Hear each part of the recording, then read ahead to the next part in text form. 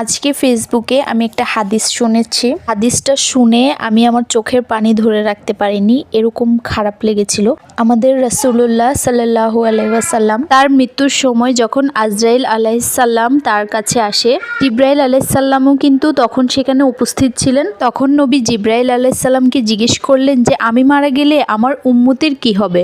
আর যখন তার রূহ কবজ করার সময় তার ব্যথা লাগছিল, তখন তিনি জিবরাইল আলাইহিস সালামকে বলছিলেন যে এই কেমন যন্ত্রণা, আমি যদি এরকম যন্ত্রণা পাই আমার উম্মতরা কেমন যন্ত্রণা পাবে। চিন্তা করে দেখেন আমরা কিরকম একজন দয়ালু নবী পেয়েছি, যে কিনা তার মৃত্যুর সময় নিজের কথা চিন্তা না করে উম্মতের কথা চিন্তা করছে, উম্মতের ব্যথার কথা চিন্তা করছে। এই নবীকে ভালো না বেশি কি থাকা যায়? তাই আসুন আমরা নবীর সুন্নতগুলো মেনে চলি, নিয়মিত নামাজ পড়ি। নবীর এই ভালোবাসার দাম দেওয়ার জন্য হলেও কিন্তু আমাদেরকে এই কাজগুলো করা দরকার।